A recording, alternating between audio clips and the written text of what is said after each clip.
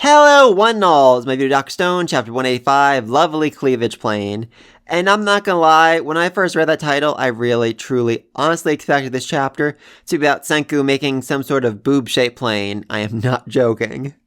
Instead, though, it's about why they still can't get the Medusas to work, which I was surprised by. I really thought last chapter, when they built the Fort Medusa, the tower in the middle of it, all that, they somehow managed to perfect the Medusa, somehow managed to find a way to make it work properly. But that is absolutely not the case. I mean, they did manage to open it successfully, which, that's a good first step at least. Unfortunately, though, none of the diamonds seem to be working. And what's more, even taking out a battery and putting it back in to give it a last little bit of juice like Joel did does not work, because these things are just too freaking old, which does confirm, at least as far as I can tell, that all of these were involved with petrification 3,000 years ago. Some people were wondering, me included, if, maybe these things had fallen down, like, over a period of time, like 10 every year or so for the last 3,000 years. No, it seems like they all landed at the exact same moment, at the exact same time, 3,000 years ago. Why they were shaped like a step pyramid, I still have no idea. Literally no idea. Anyway, it's not just Kosuke's having a problem.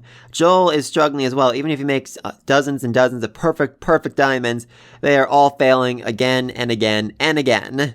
Though this isn't necessarily a problem for Senku, because he realizes, if Joel hasn't figured it out and he hasn't contacted us and told us what's wrong, then that means that there's something beyond, just their shape, just this, that's wrong with them, that there's something else. This silence is basically worth his weight in gold, and that's apparently viewed as a pep talk from Senku.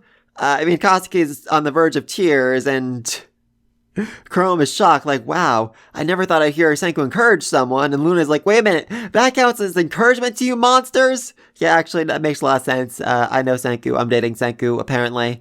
So, yeah, I do kind of get that, I get that. Oh, I love that, I freaking love that. And this is apparently just the motivation Kosuke needs to realize what's wrong with the diamonds. Essentially, the ones he makes are too perfect. Meanwhile, the ones that he takes out of Medusa, hit them with a hammer, they split right down the middle, along the cleavage planes. So he just needs to make a diamond like that, and it'll work Medusa. Senku was wondering if maybe those cleavage lines might be channeling something, like the energy, the electricity, whatever passes through them, that's what makes the diamond battery work, maybe? I really don't know at this point. I am hoping we get a bit more of a detailed explanation exactly why that is. I have always been told, that diamonds are especially weak along where the crystals bond, and if you hit them in just the right way, you can basically split them in half, just like Kosuke did here. Though I am hoping Kosuke gives us a bit of a better explanation on how exactly he can craft diamonds so that the cleavage planes properly line up with the ones from the Medusa. Very, very curious about that. And then some time passes. I don't know exactly how much, but it's clear some time passes. We get these three panels, Chrome hammering, Taiju building a treehouse thing somehow. No idea what he's doing. And Senku and Francois plotting something. So some amount of time passes between the point where Kosuke realizes what he needs to do and what happens next. Which raises the question, in that time, do they somehow, some way manage to get a Medusa that's working, that's functional, that's operational? I'm not sure about that. It definitely seems like that'd be the case, though. If Kosuke figured out the trick to it and he managed to, open up Medusas himself now, then it's definitely possible, that they're going to find a way to make a second Medusa before Stanley arrives, that gives to the next designated survivor. So that even if, Stanley somehow survives being petrified, that the designated survivor can go in and take out Stanley with that second Medusa, something like that. But first and foremost, they decide that Suika is going to be the designated survivor. Yay for Suika! That is, what she's best at, hiding and getting away from enemies and stuff like that, so it makes a lot of sense. Plus, they don't want her, around the enemy soldiers, the gunfire and all that, ironically enough. Obviously, though, that didn't go exactly as planned, so I'm thinking they are going to pick a second designated survivor, but I'll get into that in a second. Anyway, so they have Francois go with Suika, bring all the materials she'll need, camping equipment, the basic food, the water, all that, so that she can, stay by herself for a few days, few weeks, however long it takes Stanley's team to show up. Unfortunately, though, Stanley's team arrived a little bit faster than they expected, coming down the river in their boats covered with leaves to camouflage them, I guess, so that Senku and his gang wouldn't see them until they got really close, I'm guessing.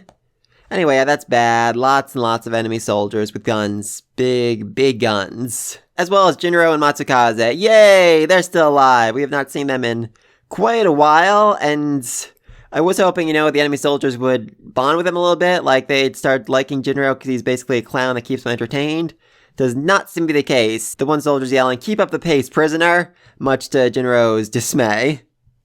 Oh, poor Jinro. Poor Jinro. Seriously, what have you had to go through these last couple weeks? Really? And then we see a spider, a really, really big, really ugly spider. But thanks to Senku's bug repellent that he made from the army ants, the spider doesn't want anything to do with Suika and Francois and beelines it right out of there, straight to Charlotte, whose response to being bit by the spider is... Yeah, I can't really describe this in words. Yeah, it's this. And it's basically explained that if they don't do anything, she is going to die. But if they go in and save her, then their position will be compromised and the whole operation could be ruined and Senku and everyone else could be killed, which is, very, very bad. Suika, however, is anything but indecisive, quickly grabbing the nitroglycerin and running over to go save her, and very quickly stripping her as well. Very, very quickly. Impressive hands there, Suika. And, she managed to save Charlotte's life. Good for her! Unfortunately, though, now the enemy soldiers have found Suika, which is very, very bad. Especially with Zeno giving this whole speech about how Stanley won't hesitate to kill every last one of them, slaughter them, he won't allow his ethics or morals to come into play. And Senku's inherent weakness is just like those fragile cleavage planes, which... I'm sorry, Zeno. That was not a badass line. That was not an impressive line by any stretch of the imagination. That was lame. That was really, really lame. And now Suika's been about to be captured, which is bad. I mean, Charlotte's clearly aware that Suika, just came in and saved her life, so I can't imagine she's going to be in all that much danger. I mean, a lot of people are saying a line, oh, now they're going to try and shoot Suika, they're trying to kill her. I mean, are they though? I mean, it doesn't make a whole lot of sense to try and murder a little girl right here. I mean, for one thing, she has absolutely zero combat capabilities at all, so it's not like she's a threat to the soldiers.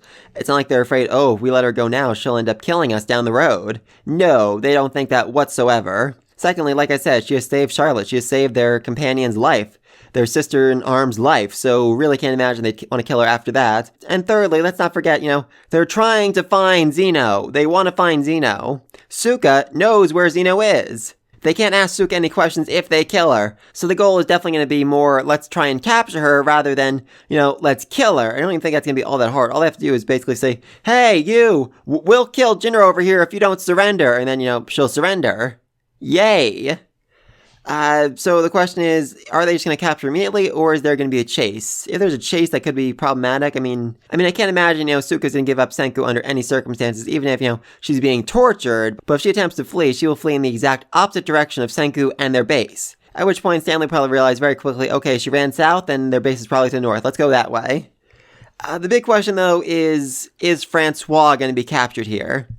I mean, that's a good question.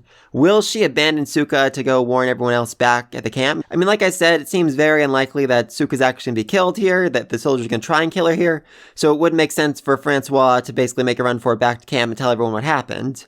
On the other hand, though, if Francois steps in and tries to convince soldiers not to kill Suika one way or the other, I think that could also give a message. I mean, the same way that Joel's not sending message was a message in and of itself. Francois not returning would tell them, okay, they were probably captured by Stanley. We need to pick a second designated survivor and get them as far away from here as quickly as possible. In which case, who would be the designated survivor?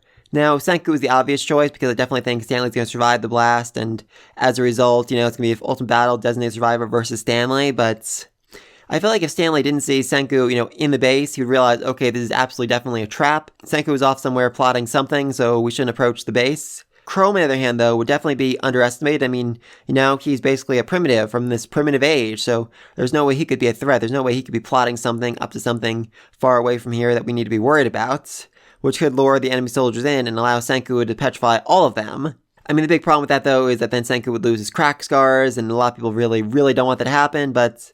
he can always paint them back on like Tsukasa and everyone else did, but yeah, let me think all this down below. What do you think of Suika's decision to save Charlotte? How exactly is Charlotte gonna respond to that? I mean, I'm still very curious about how exactly Ryu and Senku managed to beat Charlotte last time. I mean, she had a gun pointed at them, and they somehow managed to not only get away from her, but incapacitate her to the point that she didn't even notice that they were pouring sugar in the tank of the plane, so... yeah, a lot of questions about Charlotte, a lot of questions about her exactly what it is she's up to. A lot of people are suspecting, that Ryu somehow managed to seduce her, which, I could definitely see that happening. Maybe she's actually a spy inside of Stanley's organization. Oh, I'd love that. I'd freaking love that. But yeah, let me know all this down below. Be sure to like, subscribe, send us next video. Until then, peace.